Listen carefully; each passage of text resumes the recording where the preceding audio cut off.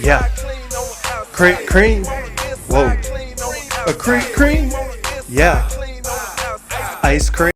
All right, welcome back to another episode of the Ice Cream Social. You already know the vibes. Get your boy Mondo in the building. Free Spirit Superstar, man. What's good? Before we go ahead and get started, you guys know the vibes. Go ahead and follow us, like, comment, subscribe on our YouTube. Shout out to all the new subscribers. We appreciate y'all. Welcome to the channel. You can find us on all social media platforms, Ice Cream Social Podcast across the board. Again, go ahead and give us a follow. If there's some content that y'all want to see, if there's some combos y'all want us to rip to shreds, you feel what I'm saying? If your favorite player getting cooked and you want us to talk about it, let us know. We were actually just out and about this weekend. Yep. Shout out to Sis, Sounds by Sasha. She was DJing at Cargo this past weekend. And apparently, tell the story. I guess people wanted more content from us. Yeah, I ran into somebody who recognized me from the pod. But first thing, buddy. Celeb already? Man, indie, local. Indie? 70 subscribers, celeb? Yeah. Local top dog, get at me. Yeah, Free Spirit Superstar. He says in the politest way, man, y'all need to do more marketing. It's not in my face enough. I'm a subscriber. I've been watching almost all the episodes, and I don't know when y'all latest episode was posted. So I'm like, oh, you didn't see the interview with the dude with the guy from Indy that got drafted to the Giants? He's like, oh no, I got to go check that out. I'm like, oh, and that's crazy because that one did numbers. Correct. Is that all New York people watching? We'll take it. Shout out to New York, man. Shout out to all the New York subscribers. Shout out to all the Giants fans that subscribe. Shout out to all the Indy people that's repping, both Decatur and the 317 that went ahead and subscribed as well. But with that being said, we just go ahead and jump in. So, a lot has happened since the last time that we posted between the NFL draft. We're in the middle of the NBA playoffs. And then, of course, we got all of the entertainment and pop culture items going on right now with Diddy. So, we'll get to all that. But let's just jump right into the – Buddy, what you say Diddy nowadays? Yeah, you damn near got to follow up with no Diddy. I'll act like I didn't even hear it yet. So let's start with the NFL, right? So shout out to the homie T. Again, got drafted. But let's talk about the winners from the NFL draft. So outside of the Giants, the biggest winners in the draft. If that's a winner, you can say it. But give me your top 3 winners from the draft. My number one winner is, sorry if it's a little biased, Tyrone Tracy Jr. with the Giants. Okay. You talking a draft pick that was unknown his whole college career until after his last college game. It wasn't until he went to the Shrine Bowl and all the other stuff after that he got on people's radar in the combine. So that is, if you ask me, that's one. What's a better definition of a steal of someone that's worth picking up in the draft that nobody knows about? Now, did the Giants, for the people that don't know, did the Giants pick anybody else? Did they get any, or are they just a winner? Is that a biased opinion, or did they pick other people that? Oh yeah, they definitely picked other. Let's start with Malik Neighbors. Okay, as another one. Just because the Giants is my team now. I'm sorry, that might be a little biased. You getting the jersey? But I for sure got to get the jersey. Okay. For sure.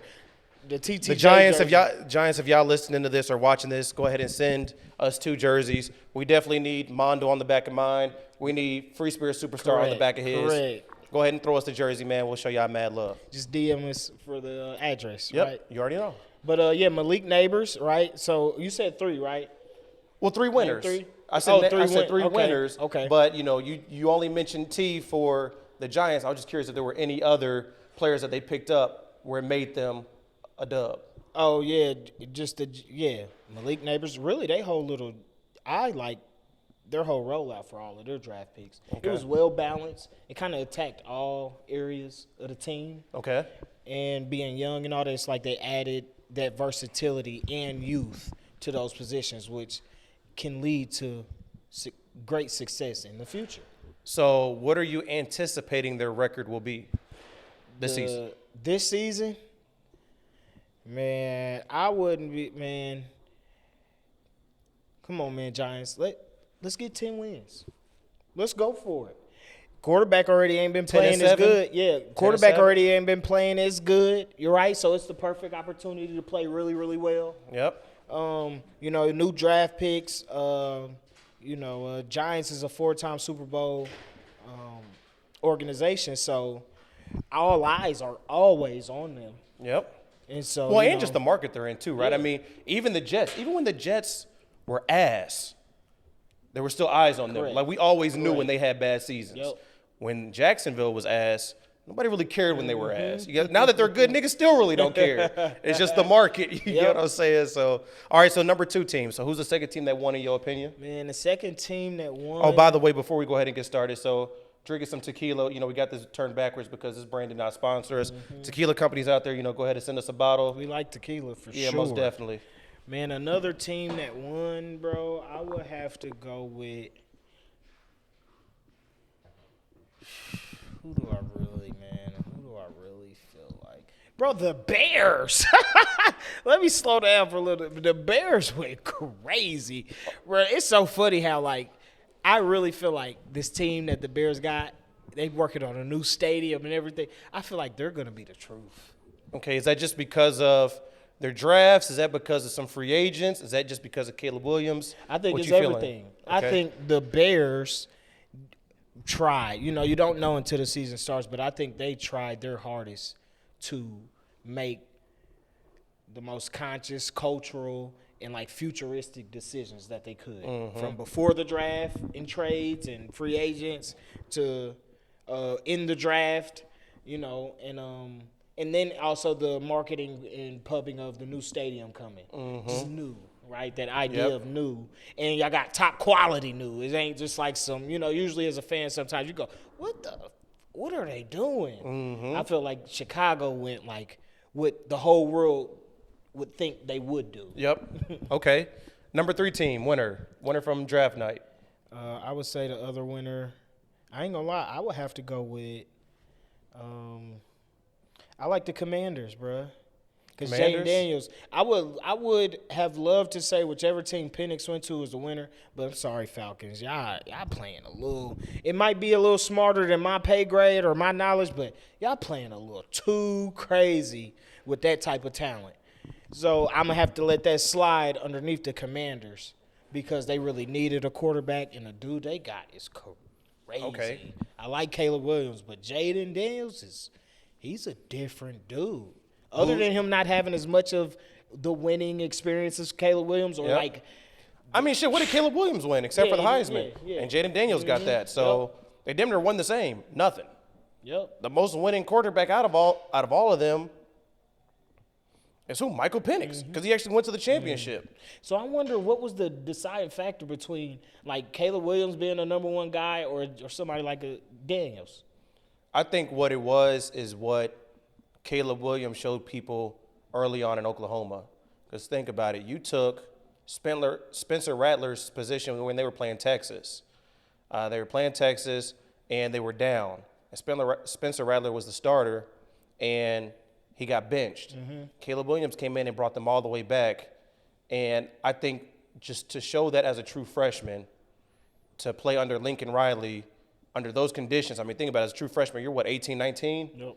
And to do that in that kind of an arena, we talking about Oklahoma, Texas, that crowd. I mean, that ain't no, Correct. Texas Tech. That ain't If you ain't made for it, that'll be the game that'll break you. You get what I'm saying? And for you to be the quarterback. So that means as a 18, 19-year-old, you had the playbook memorized, your mindset was ready, your arm was ready, and your receivers were behind you as a freshman. And the confidence to not be overwhelmed by the Exactly. situation. And then for the season to end and the starting quarterback transfers just shows the whole locker room was already behind you. Then he kept the same thing going for the other years. Exactly. Correct. Exactly. Then he transferred to USC.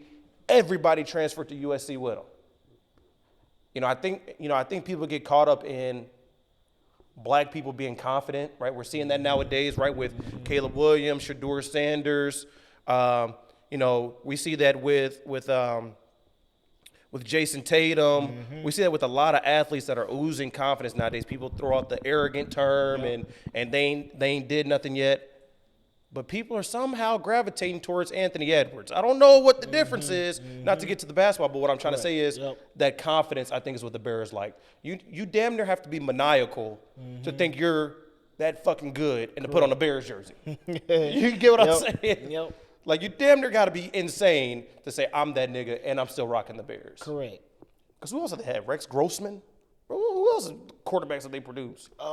what's the other guy that everybody hated? Oh my God, Cutler. Yeah, Jay Cutler. Oh my, see what I'm saying? See what I'm saying? So Hey, he got the bag. He was like the first Kirk Cousins. I think all these dudes that we're naming are all like realtors now. Like I don't even think they're commenting games anymore. I can't let that slide without bringing up my boy Cam Newton and just how like from a talent level better than Oh, he's all got those it. dudes. Yeah, he's got it for sure. But the renegotiations and how they just did him on his way out the league, bro, he should still be playing right now. You see what I'm saying? That arrogance. You walking around as a black man, toting the Superman on your chest, running through linebackers. And you mean to tell me you couldn't start at New England? In front of, not Bo Nix, but what's Buddy's name? Yeah, oh man. Bro, Buddy that's built like Mac Jones or something. Buddy that's yeah. built like me in the league, bro. They don't make no sense, dog. Like, there's no way you could tell me that Cam Newton should be podding already. Correct, bro. It's crazy. Shout out to his transition though. Can never hold a black man down. No, not at all. When you got the comp, speaking of another black man they hated on, Deion Sanders. Whenever we exude confidence, they always hate on us. You need to be humble. For what? For what reason do I need to be humble? And a lot of these dudes don't come from nothing. Correct. So it's like the fact that I'm made For all who, this. the people that never supported me and Man, don't come care on, about what? me For, anyway. for who? The 9-to-5ers? Who am I being humble for? What the hell? Sports is not sports is not a career for humility. You have to think you're outrageously good to even make it to the league. Correct. You heard T say last episode, y'all. If y'all didn't tune in, he said, "I always knew I was good at a running back." He said, "But I was just killing him as receiver." He said, "I could have went either way." You have to be damn near insane. Correct. To be a 1%er. Yep. With anything. But anyway, so you gonna give me your 3? The wins? no, this ain't about me. This ain't Okay. about me. It's gonna be Okay. when we get to these this basketball. They know the folks know what I'm gonna do. You know I'm gonna cut up. So 3 teams that lost the NFL draft. That lost. I'm talking about when you look back, you take a good look. You're like, damn, they took a L. Boy, the Falcons took an L.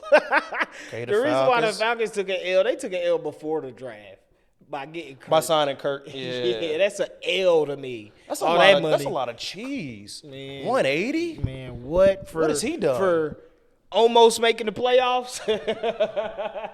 I mean, Regular season GOAT, huh? And you got Justin Jefferson. Man, come on, dog. Man, so and then you get Penix, amazing talent, NFL ready.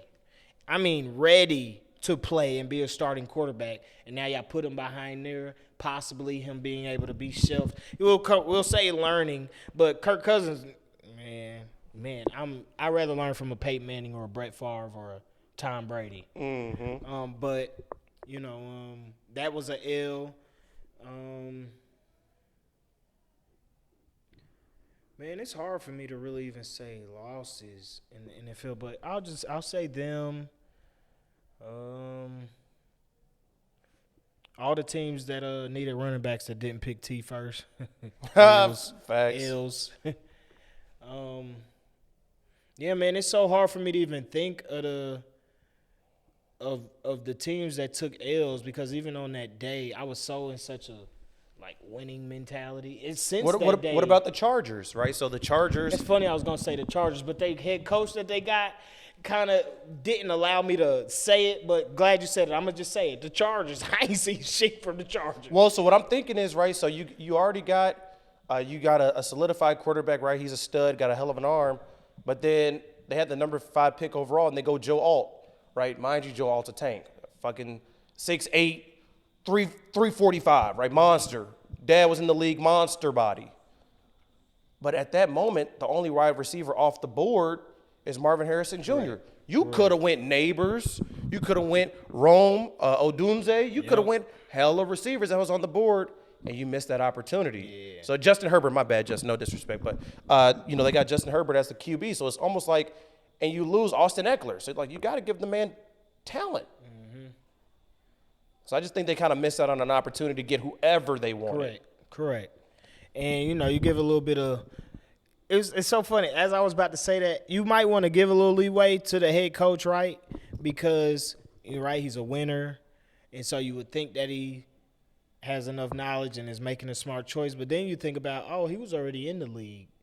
and didn't have the success he was really looking for. And then went to college and got it. So I just hope Buddy not coming back to the NFL with that mid-grade mentality, bro, because it's still the league, fam. And you coming in getting O-linemen when you need to be getting receivers for your quarterback. But maybe they needed that. Yeah, I'm kind of torn because I don't know if I would have left college after winning a championship. Like, you can carve out your own lane in college just like Nick Saban, right? Just like Steve Sarkisian, just like all these dudes that have solidified themselves in a pocket of the NCAA. Yep. And I feel like he just rushed back to the NFL as soon as he could. And the NFL don't work out for everybody. His brother has had way more success in the NFL than him. That doesn't mean that if his brother came to college, he would be able Exactly. to do I the think same everybody thing. got a lane, right? Like, there's been plenty of coaches that have made it work, right? Like the Pete Carrolls, right? They've gone up to the pros and made it work. But there's other coaches, right? Like Nick Saban. You know, you start out at Miami, it's too much, Yep. and you go back to college, right? So it's like Urban Meyer, right? Went from Ohio State to Jacksonville. Didn't fucking work. Now he's a commentator. It's like the shit just, it ain't for everybody. He was clowning in Jacksonville. What? Yeah, he kicked the kicker in the legs. Was nuts. I might have had to smack the dog out that man. Yeah, he's fried. That's what happens, though, man. But so let's pivot to we touched briefly on college, right, and how people can bounce back and forth between the league and college. Somebody that just declared for the draft. Obviously, since the NFL already happened, we're talking about the NBA. Bronny. Initial thoughts on Bronny entering the NBA draft, and then mentioning that he will potentially get drafted. I think it's fire.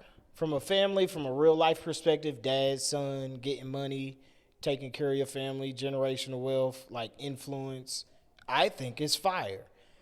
I don't think Bronny is the same hooper and talent as a lot of these top prospects that be out here and stuff like that. I don't know if there's even any in this year's draft, but I like Bronny's work ethic and things like that. But, hey, man, it's LeBron James' son. Grab him. LeBron already done mentioned that he would like to play with his son. If you're trying to sell out arenas, if you're trying to, have all eyes on you, not even just selling out arenas, but from merch to everything else, even if sometimes you have the best teams, you won't win a championship. So at this point, I'm not drafting him thinking about championships. I'm drafting about him thinking about having the bread so that way I could get championships. Because, Pops is still only going to be able to play so long. Bronny gets drafted, Pops comes. The organization makes hella money off of the marketing and all that stuff behind that. LeBron still only has so many years to play. You can't play forever. So when he's gone and the son is left behind, yikes. You feel me? That's why I'm like, get it all while you can. Because, man, I really like Bronny. So you're thinking, from your perspective, with the Atlanta Hawks having the number 1 pick, are you taking Bronny number 1? I am. Y'all not competing for no championship. And nobody really checks for Hawks games. Come on, bro. Let's get this money, man. Nah, because they're talking about Trae Young will potentially be out of there. They're talking about his relationship with him and DeJounte Murray is spoiled, but they actually just came out on Trae Young's podcast and said they have a great relationship. They played AAU ball together.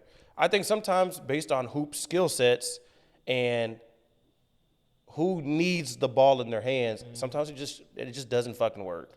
Right? Like we just saw it with Luka and Jalen Brunson. Jalen Brunson was with the Mavs at first. Yep. He leaves. He's running New York. Luka's still running the Mavs. Yep. Right? Kyrie's always been a secondary player. So working with Luka actually works out for Kyrie. But, to your point, so, the first few cities, bro, is really kind of lit. So in the top 5 alone, you have Atlanta. You got Chocolate City, D.C. You got Houston. And there's another one on here that I'm missing. Nobody wants to move to San Antonio. Oh, then you got Detroit. Okay. So, if you're one of those major cities, you think Bron's going to move to – because he's going to have to move if you get his son. Yeah. Okay. Will he really have to move or just buy something there in the meantime? Like, I'm living here this season, but I really – He might already own a crib there, fuck around. Yeah. Like, especially like in a city like Atlanta or D.C., like Bron got cribs everywhere. Like they said when he played for the Heat, he already had a crib in Miami. Okay. He just had to move in type shit. Nah, bro, I don't. Bro, if I get a chance, if I'm a team, right? I'm not the smartest guy in the world, but I'm getting little Bronny. Not that I'm gonna expect the same stats or that he's gonna do what his dad does. It's just the fact that he's connected with his dad, and his dad is the wealthiest, most point scoring guy ever. So if you can associate with that from a money standpoint, to me that's good business. And whoever does get him is gonna receive that benefit, and whoever doesn't is they're gonna be watching from the sidelines pretty upset. Unless they win a ring. You know, if your team wins a ring, good. But, you know, all the owners of the teams, they're already billionaires. They already have money. So when I'm even saying, like, a money play, I'm not just saying, like, in their pocket. Like, I'm just speaking from, however you want to put it, more power, more versatility, more options in the future from more eyes, more people wanting to come play there because of everything that's built up around it and stuff like that. So, to me, it's just the attention's already on it, right? Bronny getting drafted. The numbers are already showing that the attention is there. I just want to go on record and say, I told y'all so. I remember being at the old location for the pod, and it was yourself, it was Jimmy, it was Jerron, it was Jordan, it was all of y'all. And I said, he made the McDonald's All-American game, and that is a goddamn shame. Why are you trying to put me in there? I remember that. That was one of the moments where I felt like me and you was on the same page. Oh, okay. We might have to run it back. I might have to. I might have to actually pull up an old clip because I remember specifically saying, you was on their ass. Yeah, I said, I'm telling you, bro, because niggas don't be tuned in to high school hoops. I said, it's a goddamn shame he made the McDonald's All-American team because there were players that were better than him, that were ranked higher than him in the same position, the guard position, and he took their spot because of viewership. They had two players on that McDonald's All-American team, him and Andrei Stojakovic, Peja Stojakovic's son, and they did not deserve to be on there. Both players, Andrei Stojakovic played at Stanford. He's now transferring. Bronny averaged 4 points. Now he's declaring for the league. And the one person that got snubbed from that McDonald's All-American list is Rob Dillingham, and he's projected to go number 4 overall. There's no way you mean to tell me. He didn't make the McDonald's? He didn't make the team because Bronny took his spot. You can only have so many guards on a roster. Bronny took his spot, and the number 4 overall player in the draft got passed up. There's no way I'm number 4 overall, and I can say to myself, I was not McDonald's All-American. That's crazy. But those analytics don't lie. That's what I'm saying. And I remember saying that too, y'all. And I remember, shout out to my boy Jimmy, so it's not mean to harp on you, but I remember he was fighting me like, bro, Bronny, that nigga. I said, bro, you don't watch high school hoops. Yeah, he said you was a hater. Exactly. And now we seen it, right? A year later, bro, look at this. I'm actually about to show you, bro, because niggas going to think I'm tripping, bro. Where you at? Oh, no, I went too far up. He ain't that high yet. He ain't that high. Oh, dang, he must have went. Okay, he's still top 10. What that say right there? Number 8 overall to the Spurs, Rob Dillingham. Yep. Man, come on, bro. There's no way he got snubbed for Bronny. And Bronny averaged 4 points. He came off the bench, and he's projected top 10.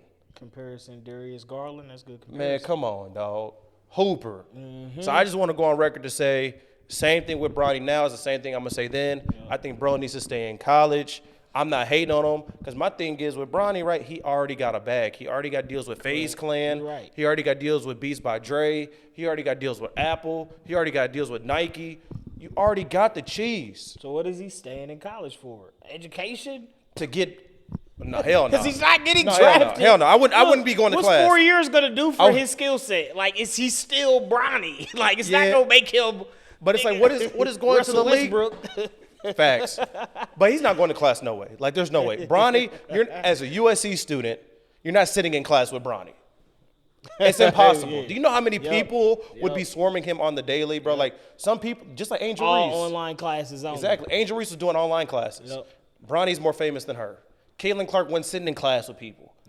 You're too famous. So I'm saying he should stay in college for the simple fact of getting better. Because how I'm looking at it is, what does going to the NBA do for your legacy? For you to be a two-way player?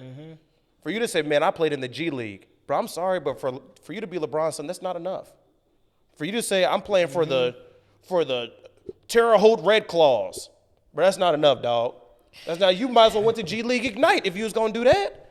I really do agree with it. The only part that comes in my mind is just the fact that if Buddy could stay there 4 years, the stock could go down. And, I don't think the stock can get any lower. The nigga done had a heart attack.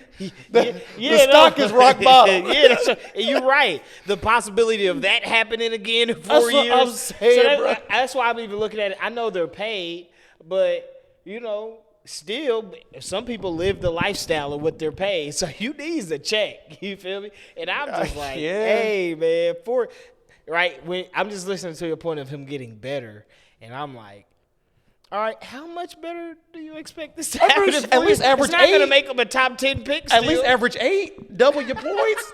That's 4 layups, gang. Yep. That's 4 layups. They talk about, bro. I seen the highlights from the NBA Combine, mind you, right?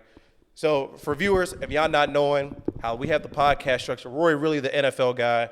I'm really tapped into high school. Shout out to Nike EYBL. I was just there this past weekend. Tyron Stokes, AJ DeBansa, Kion Anthony, Bryce. Seen Bryce too. Bryce, you're a 4-year player, bro. You're going to go to university. You're going to play 4 years. You don't have a good motor on you. So I'm saying all that to say is that, Bronny, you're not listening to the pod, but if by chance you are, bro, it doesn't do the legacy any good for you to go to the league. Just to say you got drafted. It does your pops. What about to play with your daddy? That does legacy work. Shit, your pops got another 3 years in him. Pop's got another 3 years in him. Played 2 more years in college. That's nice. See, I feel bro, you. 4 points is crazy, bro. But LeBron, you can get 4 points in college right now. Big Bron looked a little tired at the end of the season. You know what I mean? Carrying the team, doing all that. You think he got 3 of them in him? Bron damn near averaged 30 this year. Yeah, I know. I ain't talking about physically. I'm talking about mentally. They asked him. So does this play into your role about retire? No comment. LeBron has a comment for everything. Man, listen. Feel me? Bron, my GOAT. I just seen him this past weekend, man. Bron, I seen him with my own 2 eyes. I said, man, I damn near, somebody asked me a question. So here go Bron right here. That's not even zoomed in. Mm-hmm. That's just me pulling out the phone and hit him with that, you digs. He ain't sitting by the regular folks. Buddy over there by the. Oh no! So let me tell you his interest here. So we could digress a little bit. So not the stadium, but the arena was out in the middle of nowhere for good reason, right? Not a lot of people out there unless you know what's shaking. There's a bunch of cornfields out there. I'm not going to disclose the location because people then going to start, you feel me, flooding out next time. But anyways, out in the middle of nowhere, and people everywhere, and mind you, Carmelo Anthony's in there, Rudy Gay's in there, John Wall's in there. Lance Stevenson's in there. Every major college basketball head coach is in there. I'm seeing John Calipari. I'm seeing Mark Pope. I'm seeing Hubert Davis for North Carolina. I'm seeing John Schneier. Every coach that you would want to impress is in that room right now. And when I tell you there was no other reaction than when Bron walked in. He walked in through the back door, and people's cameras was already ready. Like, they knew that nigga was going to pop up right there. He walked in with his wife. You feel me? He did his daps up with the people he knew, sat courtside. And when I said I seen cameras facing him and not the game, I said, niggas is crazy. Niggas is not even. Yep. Mind you, Carmelo was there, right? So I got a video of Carmelo because Carmelo, top 10 scorer of all time. Legend. Hall of Famer. Not the same reaction. Not the same reaction. Different when Bron walked in. Nobody's paying any attention to Carmelo or his kid's court was fat. I'm not gonna lie, that court was fat. But Bryce James' court was fatter. That's when you sneak in and network with Melo. When all the phones come out with Bronny, that's when you post hey Melo. Nah, it wasn't none of that. Everybody had their bodyguards behind them. Okay. Yeah, so like if I'm sitting courtside, right, like Melo's in the game, he's coaching his son, but you can see off in the distance, it's a nigga in all black that's just waiting. And you can see people trying to it wasn't no getting close to Bron. It was over with. He had about 6 security just in the cut. Yep. It's like, bro, you just got to move that way. But, anyway, we digress, but I did want to talk about that a little bit because that was such an interesting experience for me to see these kids that you're going to see their names next year as being the number 1 overall player in the world was in there playing. And I seen him with my own 2 eyes. I said, damn, bro, his motor different. Tyron Stokes. He's actually from Louisville. Okay. And the AJ DeBansa's from New York. Shout out to New York, but they play on the same AAU team, and they both gonna be top 5 picks. Okay. Their motors was just different. I mean, the course they was playing on was flooded. It looked like Bron was over there. The course was that fat, and the first play of the game, Tyron Stone's got to put back dunk on a nigga head. And I'm sitting there watching it, and I'm calling my dad. I said, man, his motor different. I said, he's moving with authority. He's getting up and down the court with intensity. He's making sure he's involved in everything. Bryce, lollygagging on the court, kind of jogging, corner sitting, waiting for the ball to come to him. He ain't going up to the ball. Yeah. So, I'm saying all that to say is his kids is just too lackadaisical. They not balling like they need it. I'm freaking rich. You know what I'm saying? They balling like they got it already. They balling like, I'm going to make it regardless of what the fuck I do. Bro, and that's why I'm like, go to the league now, get paid with plops. Because based on how they raised and even the talent, like you're saying, that hunger and motor, if it ain't there, ain't no need of trying to force it. It ain't nothing 4, 5, 10 years ago. Y'all already 18, 20. That's what I'm saying. I was having the conversation with people like, how do you motivate the son of a billionaire? Because you ain't got the same hunger as a nigga who goes home and sleeps on the ground. So I'm telling you, them convos, if I'm Big Bron and I'm at the home with the wife and the kids, talk to me. My convo with the son is we laying out this paper trail convo. Nigga, I'm the scoring leader. Nigga, y'all clearly don't got the same work ethic and talent I do. As a man with my sons, I'm going to lay it out for them. Like the whole idea of like, thinking of the future, life after ball. If you're really eligible, really can be in the league, right? I could pull the strings and get y'all drafted. I could get y'all in the league. Mm-hmm. That's how the convos will be. But I'm sure he's still following up with, if that's not what y'all want to do, let alone what I want to do, if I see that's not what I really on, our convos about why we doing it is about to be a little different than the ordinary convo. And I'm like, nigga, that's monumental. Has anybody ever in the NBA played with their son? No, never. It's never been done before. Exactly why I would take him as the number 1 overall pick. People have had number 1 picks before. Ain't nobody ever had a number 1 pick or picked a player that's going to play with the number 1 player of all time. It's never happened. So I'm like, nigga, you feel me? If you lose everything on that day, fuck it. You still get the publicity from making that move. Yeah, the closest person that would have played with their son is probably Kenyon Martin. Because Kenyon Martin's son, KJ, is actually a hooper. He played for the Rockets. And he's been in the league for a few years. And Kenyon Martin played a lengthy career. So he probably would have been the closest person. Gary Payton would have been retired. Clay's dad been retired. Steph's dad been retired. Mm-hmm. Doc Rivers been retired. He coached his own son. So, yeah, I mean, Kenyon Martin probably would have been the closest one. But big shout out to Gilbert Arenas, dog. Because Gilbert Arenas' son is ranked number 4 in the nation. Yeah, he's fire. I seen him. Elijah Arenas is a dog. And you got to hear Gilbert tell how he raises him. He raises him to be a dog. His son don't go to a prep academy. His son goes to a public school. He said, if you want to be great, you have to learn how to carry a team with you. He said all these players is going to these loaded-ass teams where they depended on other people, and they go to college and they take a lesser role, then they go to the league and take a lesser role. He said all the niggas that you've seen that is dogs went through public school. Mm-hmm. They took a bunch of bum-ass niggas that turned out to be accountants and salesmen and turned them into state champions. He said them niggas is the dogs. He a little killer too, babyface killer. He do not look like a killer.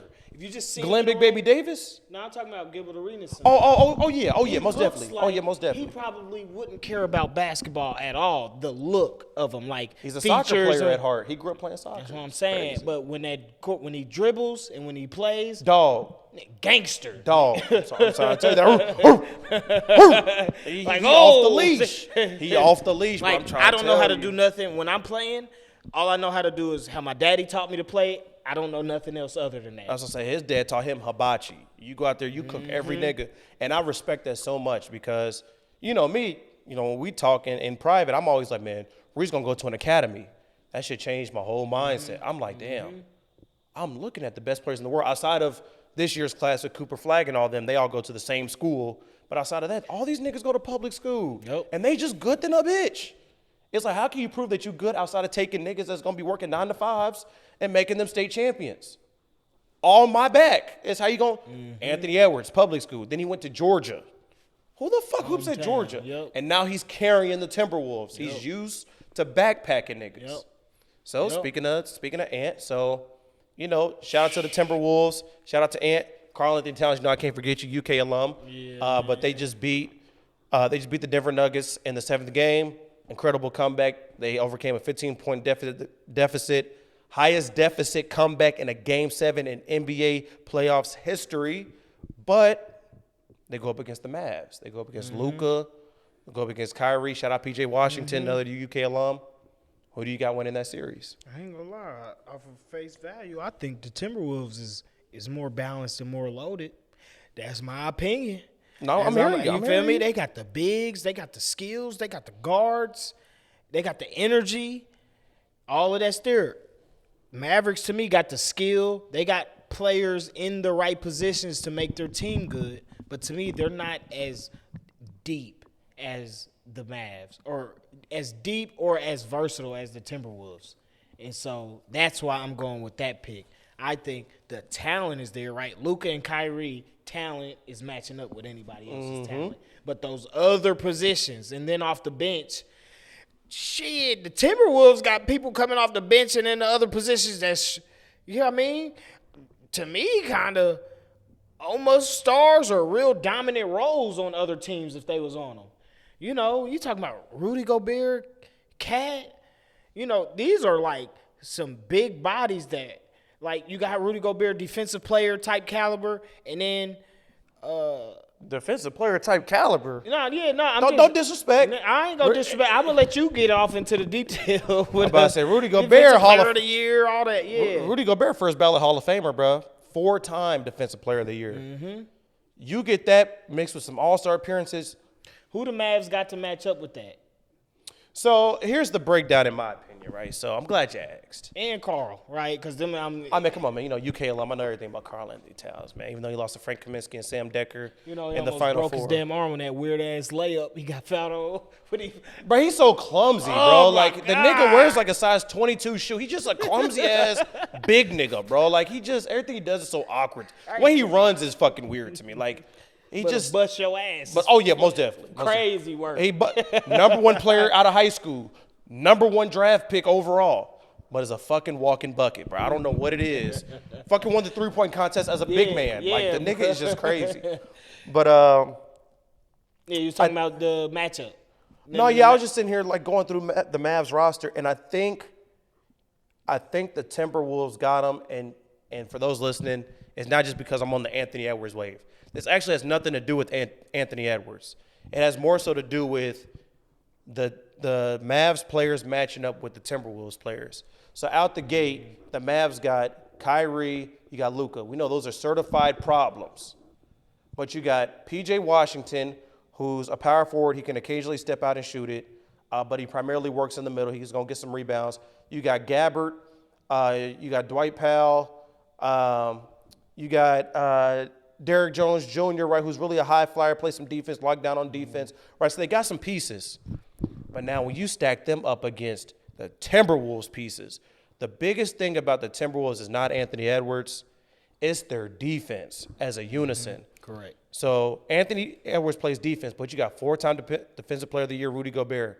They came back in that game without him on the court by having Naz Reid, the 6th Man of the Year, on the court, lengthy, 6'10", 6'11", defender, feel me, get all in your face. And they got Jaden McDaniels. That's the nigga that was locking up KD that whole series. Dog nigga. He don't care if he got 5 fouls. He's still going to get after you. Who's the buddy with the dreads? Buddy with the dreads. Was he look like tall, dark skin? Yeah, he like a big man. That's Naz Reid. Oh, yeah, okay. That's Naz Reid. Dog nigga. 6th Man of the year. Yep. So he could pop out, he could shoot it, but he's in there for that defense. He a dog nigga. He off the leash. Then you got Nickeil Alexander-Walker, Shai Gilgeous-Alexander cousin. Dog nigga on defense. And then you got Kyle Anderson. Kyle Anderson, people forget about him. He was a number 3 player coming out of high school, played at UCLA, lottery pick, in there for defense. And he's 6'11". All their defenders are 6'10" and up. Correct. Bro, I don't know if there's anybody on their team shorter than 6'4", other than Mike Conley. And Mike Conley is a floor dog. general. Correct. For those of you that are watching this pod, we are located in Indianapolis. Where he went to school is 5 minutes down the road from where we're located. Indianapolis legend, Lawrence North High School. Shout out to Lawrence. We're in Lawrence right now recording this. Well, you said floor Naptown general. legend. Got it under control. There's nothing he has not seen in the game of basketball. Exactly. Legend. And then he played at Ohio State with Greg Oden. So he's always put himself in a position to be a floor general because Greg Oden was the number 1 pick. Right. So he's very he's very methodical with how he plays, and he plays that team exactly how he needs to play to let Anthony Edwards go off. Correct. Anthony Edwards is more flashy, right? He gets the oohs, the ahs, and the shit talking, and I love that about him. But the way, and I hate that this podcast came out after Jokic broke down their team, but he broke it down the way in which I've always broken it down. Like, their team is really complete as fuck. And the nice thing about it is these players have all re-signed already. So they all already got long-term deals, except for Anthony Edwards. He's going to get the Supermax. Correct. For sure. He's going to be the highest paid player. Yeah, in the for league sure. When his contract comes. He's got to at least get 305 because Jaylen Brown got 300. So he's going to be the highest paid player. They're calling you Baby Jordan, bro. You're getting the check. Yeah. So I think that's all I'm gonna say in the negotiations. They call me Baby Jordan. Ain't no more negotiations. And the fact that you call him Baby Jordan, and he did an interview with Speedy from Complex and asked him, "Do you think Jordan could stop you?" He looked at the camera and said, "Hell no." The nigga's confidence Duncan is putting different. my nuts in Jordan's face. Get out of here. Confidence is outrageous, bro. Like, for you to say the GOAT can't guard you, and you're proving it. The nigga was 6 for 24, but when he scored is what mattered the most. The ceiling. He hit that three that put him up 10. Oh, Over. No, when Over. that happened, I said it was a dub. It's over. They gave Rudy Gay. He knew it was over when he hit that. Yeah, they gave Rudy Gobert credit when Rudy Gobert hit that fadeaway. No. I about damn It near was tossed the my three dinner. that put him up 10. When he hit the When, three, if they would have scored, it would have made it a little shaky. The side step three on Aaron Gordon from the hash, I said, yeah, this game's over. I said, when you let a nigga like him get in his bag in a moment like this, and your best player, who's Jokic, is not as confident, it's over with. Because you only going to go as far as Jokic pushes you. He's talking shit to Jamal Murray coming up the court. He's clapping at him. He said, yeah, nigga, come on. Jokic was arguing with him over the last dunk attempt that Jaden McDaniels had. The nigga Anthony Edwards is waving bye-bye to the crowd. Like, nigga, he ain't worried about y'all. Like, you cannot compete with a nigga that's just, we talked about the confidence. My confidence is stronger than your will to win. Correct. You just want to win. I need to win to be the face of this motherfucker. That's all I'm going to say, bro. Yeah, bro, that dude, Anthony Edwards, bro. So, speaking of being an Indy, Indy's kind of turned up right now. For those of us not knowing, not hip to the hoops. Pacers made the Eastern Conference Finals. Yeah, Halliburton. Pacers, man. Halliburton earning that check, buddy. Man, listen. What's your thoughts? Who won in that series? Celtics, Indy? Yeah, hey, it's so funny. A lot of people gonna hate me. I was a Knicks fan during that series. Who's the Knicks? It's the Pacers and the Knicks put together. I'm from New York. You feel me? I got New York ties. Oh. And I got Indiana ties. It was a win-win regardless. Either way. It was a win-win regardless. People get mad at me because during the game, right, I could be. Damn, you cheering for both. I ain't even cheering for both. Even killed. It don't matter to me who win. Everybody else in that mug. High, low, mad, happy. I'm like, nigga, shit, I'm just enjoying the competition. Damn. So, yeah, shout out to the Pacers, though. Played real well. I like the way they played.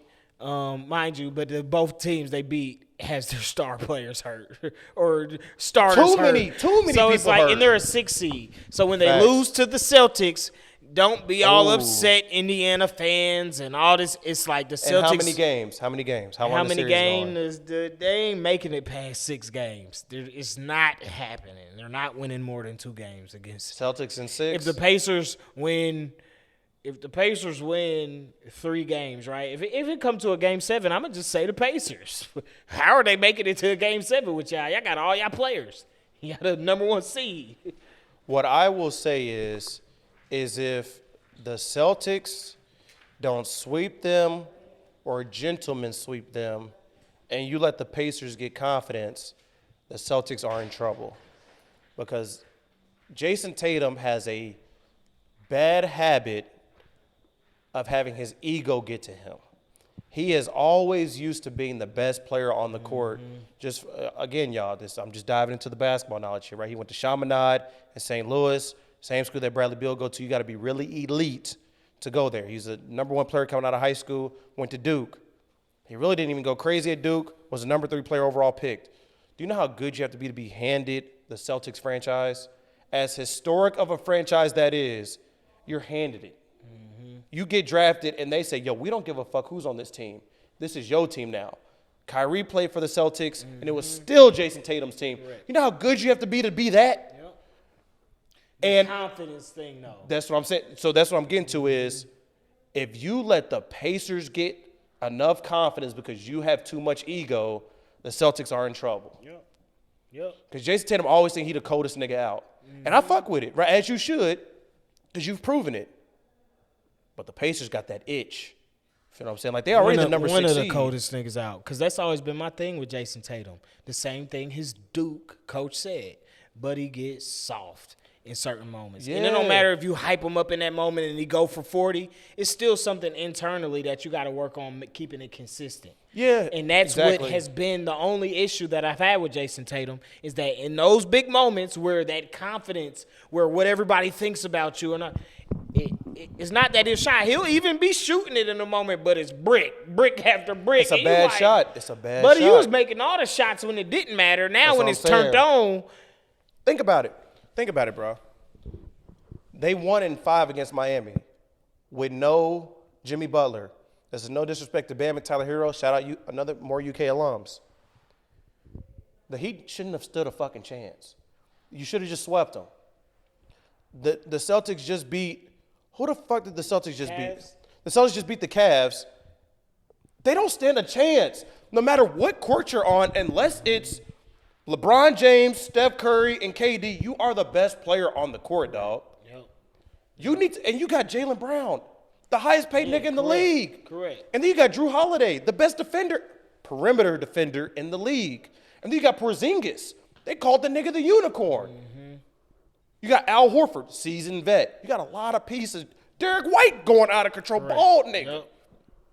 As soon as he let go of his hair, the nigga's been going. Bro, you got too many pieces, dog. And to be even letting niggas get one game, and all the announcers, the commentators are saying, "Oh, the Celtics just gave them a game." Yep. That's showing mental weakness right there. Yep. As you walking into the locker, hey y'all, we gonna ease up. We gonna ease up tonight. We just gonna let them get this. For what reason? Yeah. Jordan would never. Kobe would never. If we sleeping them, we sleeping them. It just is what it is.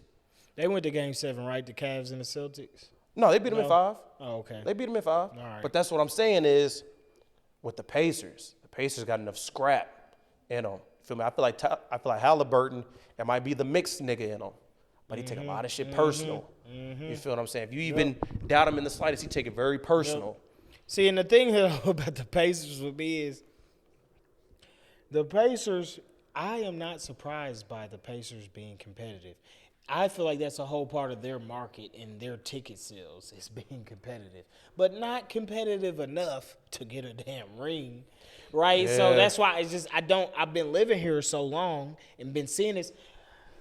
Bro, we've been seeing the Pacers go to Eastern Conference Finals. We've even seen them go to the finals. Oh, we draft great. We draft Reggie Miller, Correct. Danny Granger, Correct. Paul George, Correct, right? bro. Sabonis. Like what Sabonis turned out to be. We draft phenomenal. Yep. It's just we don't get free agents or You we can't don't get get the free those agents. that Nobody top, wants to live no here. top tier talent is gonna sign to come. nobody wants to live here.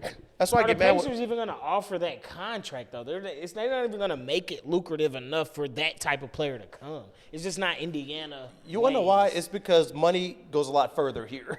If I give you a $10 million contract, you're living in Geist. Like, but they can you're go get straight. somebody off of the street in Indy. You know, we a hoop town. Oh, yeah, for they can sure. get somebody that'll fall right into the Pacers. Oh, for sure. Go You get a can- nigga from IUPUI. Hey, bro, people making the vet minimum live in Geist, bro. Like, you ain't got to make a lot Correct, here bro. to be up. Yep. Like, and for it to be noticeable. Because a lot So of that's people, why I don't get that hype, bro. It's more of Yeah. like, I'm happy for the Pacers. I'm from here. You got to be kind of weird to not be happy for your city's team Yeah. to be playing well. Yeah, I'm definitely happy for the I'm Pacers not, for sure. you know, everybody else is like dumb geeked, but then I did just is like, you never hear them after we lose in the Eastern Conference or lose. You never hear nobody. If the Pacers lose to the Celtics, the city should throw a parade Correct. because we had to beat the Bucks, which have Giannis and Dame. You had to beat. They didn't have Giannis, but No, but you know he's on the roster though. You know what I'm saying? He Papa on paper, had Giannis and Dame. Okay. on paper, you get what I'm saying? Like that's a tough matchup. And then the Pacers, who did we just Knicks. beat? The Knicks. Just beat the Knicks. Three Right, on injuries. paper, 3 injuries. right? On paper, they have OG and it's crazy I'm naming him first. On paper, they have Jalen Brunson, Julius Randle, OG Anunoby. On paper. We should throw a fucking parade if they lose to the Celtics. We should throw a parade because that's an accomplishment. An advancement of our young team. Exactly. Our third best player, because Siakam's our second best. Our third best player plays with Legos in his free time. We should be very fucking appreciative. Yeah, that's what I'm saying. You know what I'm saying? That we made it this far. The nigga dressed up as Han Solo bro, on Star Wars that night. The shit nigga's a loser, funny, bro. Like, golly, this is no offense. If you ever want to come on the pod, I promise I'll say this to your face. Because my sister plays with Legos, and I also call her a loser. So this is unbiased as hell. This is all like-minded nerds. Yeah, you're just a nerd, but you're not a loser. You're a nerd.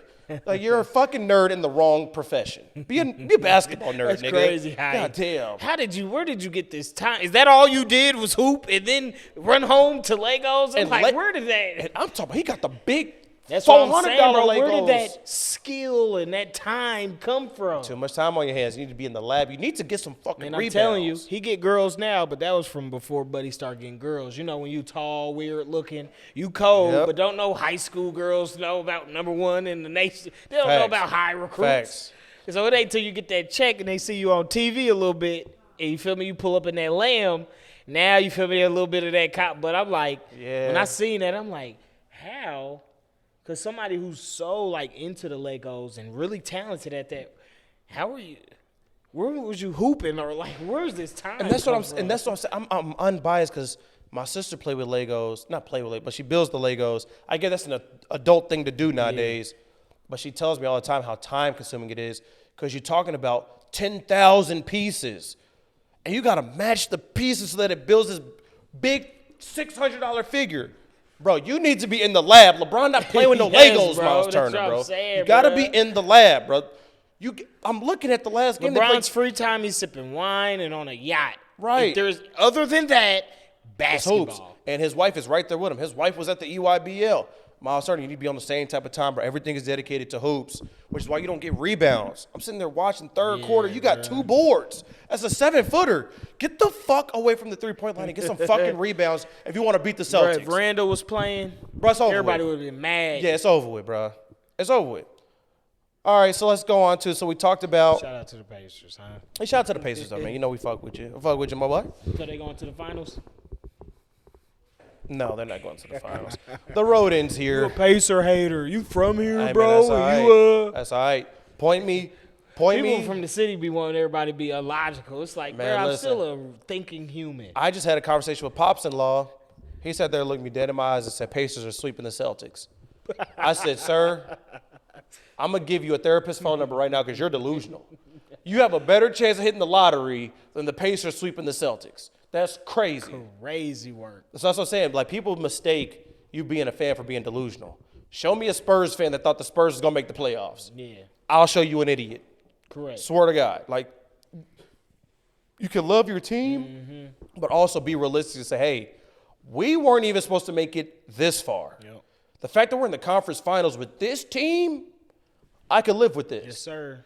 Instead of saying, oh, yeah, they're going to sweep the Celtics. Man, you crazy motherfucker. Yeah. Jason Tatum have been to the Eastern Conference Finals 5 out of the past 6 years. You know how much pressure's on his back? Man, come on, bro. You think the pressure's on the Pacers? No, the pressure is on the Celtics. It's set up for him to win this year. And if he don't win, God, I feel sorry for him. Yes, the media going to have a field day. Yes, love you. The skill set is there, but you're not that guy. Yeah, the media's going to have a field day because it's a layup. Now that they got rid of Joker, it's a He layup. already supposed to be feel disrespected that the Pacers made it to play him. One going Man, against what? the 60. Man, what, bro? 40 balls every night, Man, bro. what? If I'm him, I'm sitting there watching the game thinking, I'm finna fucking cook these niggas. I'm about to put them on national television and make a circus out of these niggas and show them I'm ready for the finals. If you go in there and even one game, you got less than 20, bro, you're not ready, bro. You're not ready. This is because Anthony Edwards is going out there and he's showing people that he's ready. But, we digress. Let's go ahead and talk about, we talked about players and having a level of dedication and damn near being maniacal in order to get to where they're at, right, and having a certain level of confidence. We're getting more into, casual conversation, enough of the sports, but, what are your thoughts on limitations, right? So when you think of yourself, or you think of what you're trying to achieve in life, or you think of what you want your family to achieve, do you automatically place a mental limitation on yourself, or do you even allow people to speak limitations onto you? How do you approach limitations in your life? I don't like them. I think limit the word limit to me is a negative word. Talk to me. Man, you got to slow down when you talk.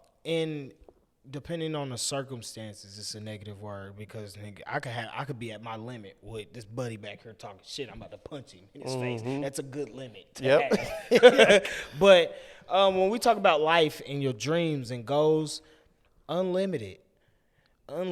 Those things that's in your heart and in your brain, they're there for a reason. And then you're going to have so many factors and entities that come into play. Some people that love you, some people that don't. But though their thoughts will persuade or try to box you in or persuade you that your thoughts are too high and they need to be limited. And for me, I was just watching something with Neil deGrasse and another physicist, and they were talking about free will and what goes into it. Just super smart dudes. And then another one, and guys were talking about another smart guy that I might have seen, and he was just talking about that idea of what makes someone intelligent or what makes someone smart, and how do smart people view smart? Because you can't measure it, right? You can't measure That's that. right. So the thing that goes into it, and he used limitations as a measuring stick on how smart someone is. So a smart person doesn't look at a person as how much information they know that makes them smart.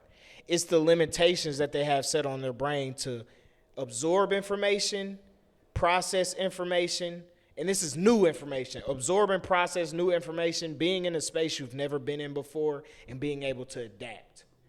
And how well you do that is what compares you to how smart you are and how not smart you are.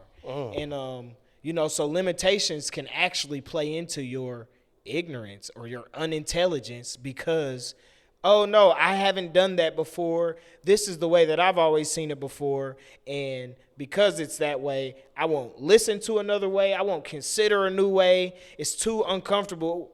I won't even try to process that. Intelligent person could see that and know that, okay, that's where you are, but you're not as smart as you think you are. That's right. And, so I'm real big on, bro, exceeding limitations. I hate limits. I hate it. I'm actually on a journey of working on myself on how to relate with people who have limitations set and limit themselves, because I actually start to get real frustrated and angry. We got a combo about this combos. offline. Yeah. And it's not good. Now I'm limiting myself to where anybody that is on that side of thinking or tries to push that, I'm limiting myself to respond in a certain way. But as you can tell by my response, I don't like it. I do not like it. I don't like nobody else talking about limits. I hate people that's always doing the same thing. It's like life's too short. We're all going to die. And because of that, those are two things that are actually pretty whack. We're going to die and life is short. Well, I don't have time for no limits. So I'll digress to you. No, I mean, here's a shot to No Limits. Yes, sir. Yeah. No Limit Records. But no, I agree, man. We talk about this, which is why, for the listeners, Rory and I have a lot of personal conversation, not necessarily personal, but very deep conversations. I guess that could be considered personal. However you want to take that, right? We have very non-sports related conversations offline damn near on a daily basis where the calls are extending past an hour. And I thought to myself when having this episode, I said, we're going to incorporate some of these so that people can actually hear our thought process, because I feel like we're very unique individuals. And my thought process on limitations is I think they are necessary for some people. I truly believe everybody is created equal, but I believe there's a reason why people's mindsets are what they are. There's a reason why the position of CEO was invented, and there's a reason why the position of employee was invented. There's all these people out here selling these books, selling these webinars, selling these dreams to employees, and they're getting rich off of them. That is their business, is to get rich off of an employee. And then I truly believe there are people out there that were born with the gift of abstract thinking problem solving, and innovation, and they were meant to be CEOs. They may not be the smartest person in the room, to your point, but they were meant to be CEOs. Their thought process has elevated beyond everybody else's in the room, and they're able to think abstract, and they're able to bring all these people together to make one vision come to life. I truly do believe there's people that are born or that have adapted that gift over their life experiences. So for me personally, I don't set limitations on myself. I thoroughly enjoy being put in positions of being uncomfortable, being in positions where I've been in rooms where I've literally have caught myself palm sweating. If I were to take off my suit jacket, my back is sweating, where I'm just uber uncomfortable. But then I will leave that situation and my wife will be like, Armani, how do you do it? You're so comfortable. And I'll be like, you have no idea how uncomfortable I was, but I need to go through this in order to elevate. There are people that will never put themselves in that situation because of how that makes them feel. There are people that will never leave their hometown because of how it makes them feel. I dread being in my hometown because of how it makes me feel. We talked about this offline. I see all my other friends from out of state, and they're going absolutely berserk in their professions. The professions vary. I'm looking at myself like, man, I don't see anybody in my immediate circle. Everybody's doing their own thing, right? And I respect everybody's journey, right?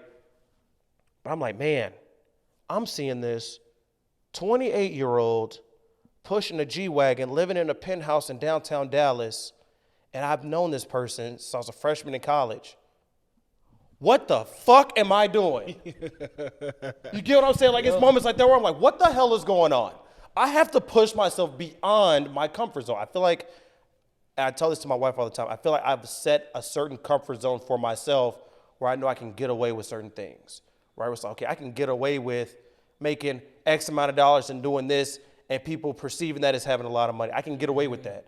But you go to a different city and people want to do the next up thing. It's like, ooh, I can't even afford that. You get what I'm saying? We looking at restaurant price. I'm like, ooh, I can't afford that. I'm not hustling hard enough. I settled into a comfort zone. And so that's my thing on limitations is I think a situation can set limitations on somebody, and I think there are other people that are just meant to have limitations. I agree. That's well put, man. That's well put because, you know, I'm almost limited. When I made my first point, I'm almost limiting myself when I say that anybody who limits themselves, right, doesn't have an abstract mind. Right, some people are limited in that way, and they're maybe not trying to be limited, but that's just their function. Like you're saying, that's how they're born. That's how they're wired. Yep. Yeah, and it's not anything to take away from them, and it's not a negative thing all the time if you're limited, right? Yeah. It actually could, based on the CEO standpoint or a company owner who wants to hire employees, it actually is good for them. You need employees. Without employees, who's going to deliver our mail? Yep. If everybody in the world was an entrepreneur, who's going to work for the other entrepreneur? Yep. You need employees. It's just the way that life works. You need go-getters.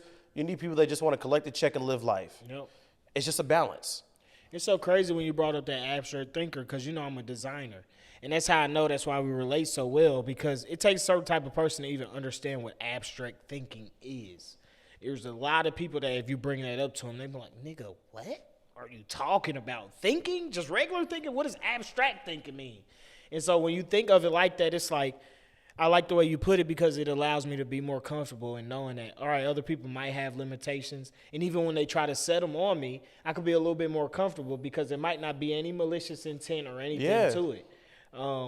But I cannot.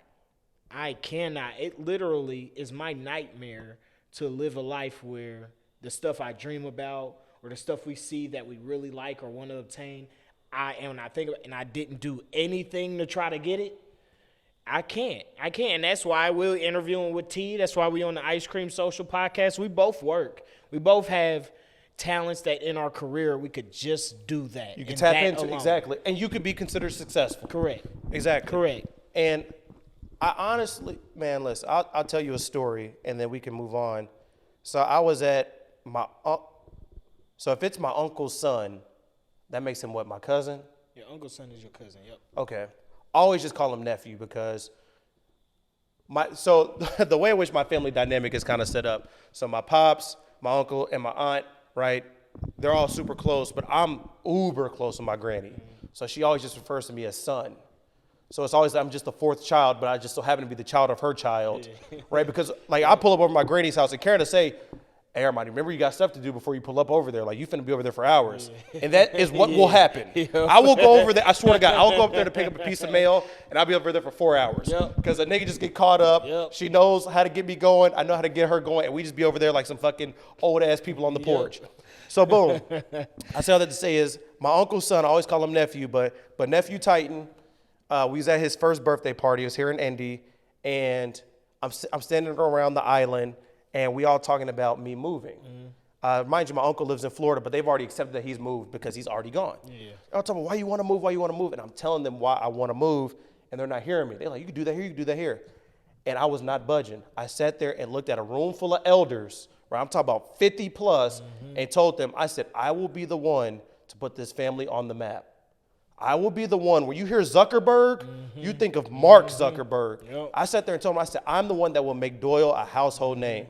I said, it won't be through sports, I said, but through business, I'm going to put it on, which is why with our investment capital business, I named it after our last name. I said, it's to make it the next BlackRock will be our last name. And I told them, I said, this is my mission. I said, because y'all don't think big enough. I said, y'all trying to set these limits on me, and I'm not having it. I said, y'all just gonna have to sit back and watch.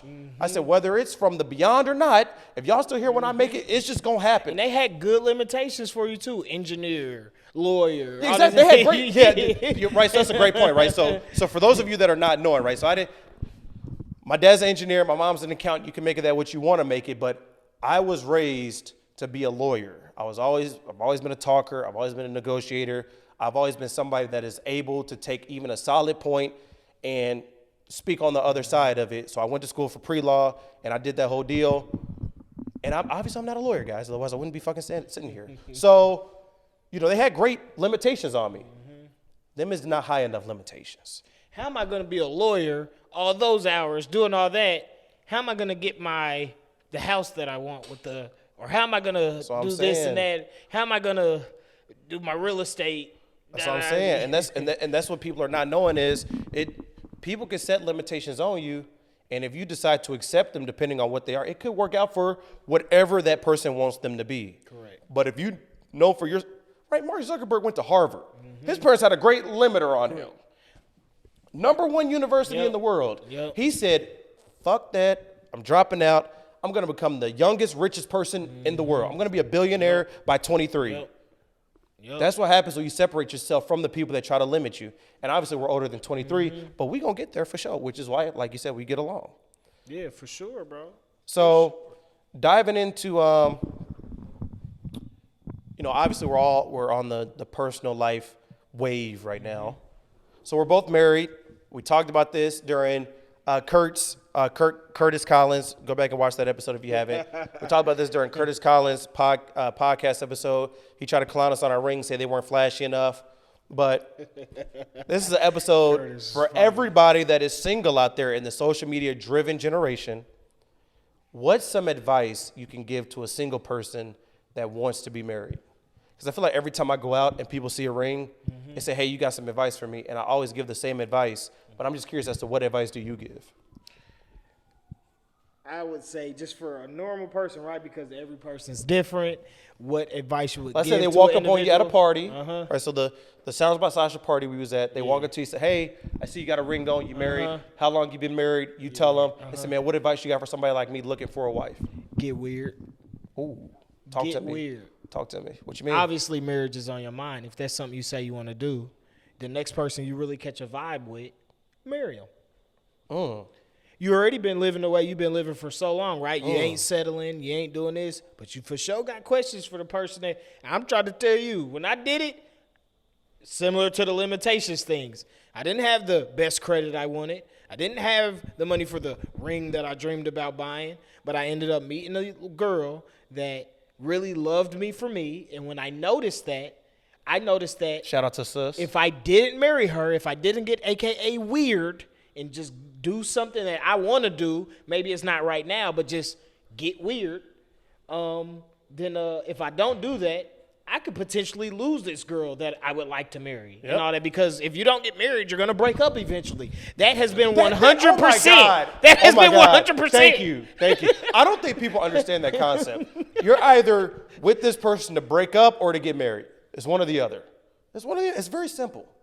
But keep going. I just love that you brought that up because you just read my mind. Look, I You just read my agree mind. I hate that so much. 100% because as we're married, right, and I'm sure you've been through it, everybody wants to know how you did it, right? They like you. That's what they want one day. But then you have a convo with them, and the first thing they say is, "Hell no, I'll never do that." You ain't getting married then, bro. You capping to me or you capping to yourself. I don't know what.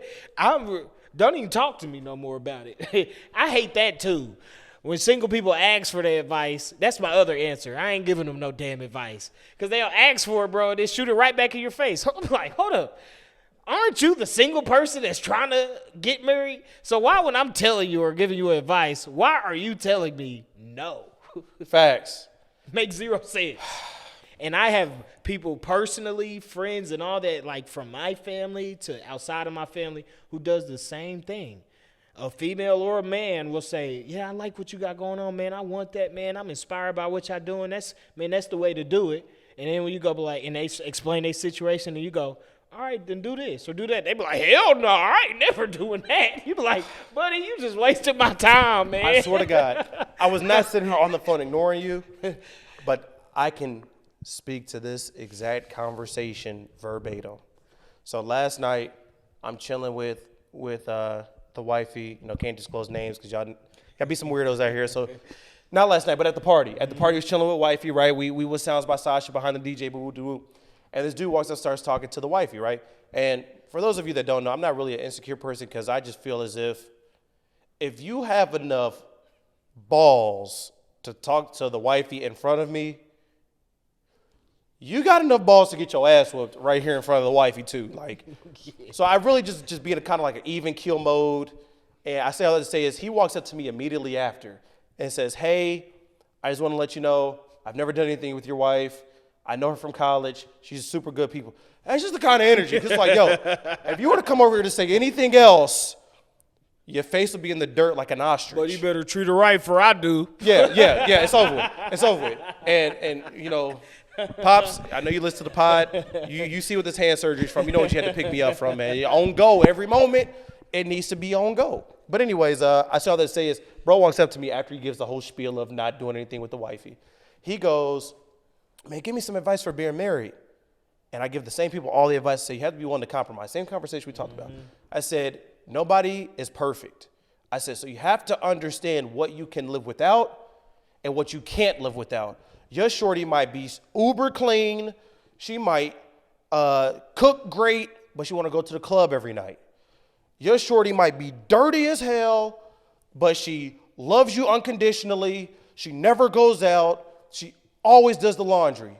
But can you live with her being dirty? I say you have to figure out what you can live without and what you can't live without. So mind you, he's vibing as if he's receiving all this. And so I was going through my phone. Wifey says be a DM a video of this nigga getting twerk and doing 360s with his legs up in the air. I said, babe, was this the same nigga I was just talking to last night? She said, yeah.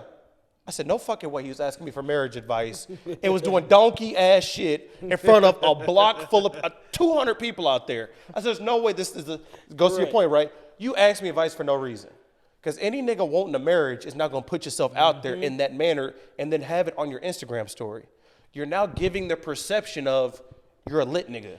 So now as I'm processing with the story you just told me, all that was a nigga that liked your girl. I don't care if y'all went to school Facts. or not. We're chatting. Facts. See Facts. you right there. Facts. Trying to appropriate. Facts. It just ease out of there with a combo like Facts. that so you ain't on his ass. You want to know what's crazy? So, Fuck you asking me all that listen, for, and I go and look at it and nigga, you clowning. Listen. He ain't the Marion type, nigga. Man, listen, this was so... Man, that's what I said, y'all. See, y'all be seeing the off-camera shit why I fuck with this nigga, but that's literally what wifey walks up to me and say. After he walks off and does his own bullshit, or whatever, she walks up to me and says, she says, I don't even say nothing about him. I'm thinking she's walking over and just talk casually. She says, Armani, I don't even know his name. She says, I don't know nothing about him. She said, he just was a weird nigga in the back of the class that I always thought liked me. and it just correlates to what you just said. He just felt the need to explain some bullshit, have a conversation to feel me out, and then he went on to do more crazy. He would hear his shit you was saying, but he was just making sure he didn't get rolled on. Man, listen, that's what I'm saying, dog, is because I wasn't even paying attention. I'm sitting here talking. I'm like you in the club. I know my girl beautiful. It does not bother me. It that actually a guy bothers me would if nobody want to chat talks to to my her. girl. Yeah, It bothers me if nobody my talks to bitch her. weak. Yeah, I swear to God. I swear to God. If my girl go out without me and nobody approaches her, that means she weak, dog. Weak. I promise you. That's how you should. Fellas, if you believe your woman is beautiful and she goes out with all her girls and nobody talks to her and that's what she tells you, either she's lying or she's weak. Weak. That's the. I'm sorry, but that's the cold truth. That is the. And I've seen married women get talked to and they say, "Yo, chill out, I'm married," which is how y'all should approach it. But I've seen married women say, "Yo, relax," and there's a nigga pressing it. If your shorty don't get talked to, she's weak, bro. I'm sorry. I'm telling you, I'm always gonna go. Mind you, I'm a little short guy, right? 5'6" and a half. If you go throw the, you feel me? 5'7" if I'm around up. Yeah, okay, yeah. 5'7". Definitely got to you round feel me up. on the Timbs when I'm rocking the Timbs. Definitely got to round up. But I promise, bro, my whole mindset is the first nigga trying it, I'ma slap the. I'm not even punching you first. I'ma slap you so you know I don't got no respect for you. I'm slapping you. But my other thought and behind that is I don't never get to that point because my relationship with my girl, I'm expecting her to handle that. Right? Oh, a dude come up to you trying to talk to you, you ain't gotta be mean and all that. But that convo better not be going on too long and all that because before I get on his ass, I'm on your ass. Oh yeah. And that's what I be telling people. Like I'm not an angry person. I'm not an uber aggressive person. For those of you that have met me, I'm very lively, right? I really don't have issues with nobody, but I'm very territorial in my village.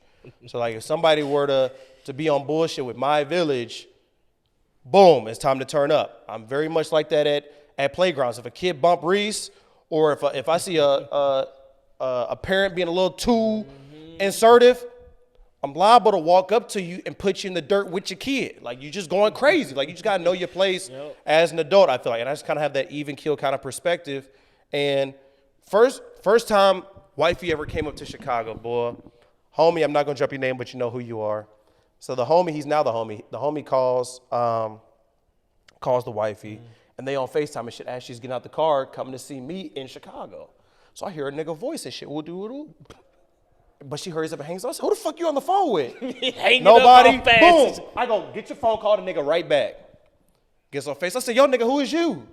She says, are you really on that? I said, you must not know me very well. I said, it's just a matter of this nigga gotta know. You encroaching on. You didn't explain your answer properly. Yeah. What is you talking about? Yeah, exactly. So it's like, that gets to the whole point of Buddy last night. Like, I'm not gonna get angry. It's just, like you said, he felt the need to just say some bullshit. And she came up right after him and said, I don't even know this nigga. I said, boy, he like, I expected dog shit out this good, nigga. Ain't he? Because, right. Yeah, you like Buddy good. Man, listen. It's either get the dog shit slapped out of you or come up with a story and ask me how I got married. How you got married and shit, but then doing twirls and shit on the twerk, bro. Yep. Who even does that nowadays, bro? Like, that shit's wild. So with that being said, so we done talked a little bit about work, right, limitations. We done talked about personal life, being married, which for some of y'all, I don't know how many of y'all, but for some of y'all married, some other pieces of y'all single. How do you balance work and life, right? So as you decide to break barriers in your life, whether you impose them on yourself or life imposed them on yourself, we all have them because we're black already, right? Yep. So, and then how do you balance with, I have a wife, I have a kid, I have relatives, I have parents. How do you balance all that? It's crazy, man. I ain't even gonna lie. I really don't know how to balance it all. I just try to, right? Because like the answer is so unpredictable of what the next day holds. Hold on. Here's a quick shot, man. Here's slapping the shit out of a nigga, man. Oh, for sure. Look, we're intelligent. We went to college. That's what I was we're saying, family bro. men. We're godly men. Don't get it confused. I promise you, bro. I'm slapping somebody before I'm just have no soul in me. That's what I'm saying. Rory seen it in person when I told niggas, said, yo, if y'all gonna bump, go out to the front yard. I said, I don't really care.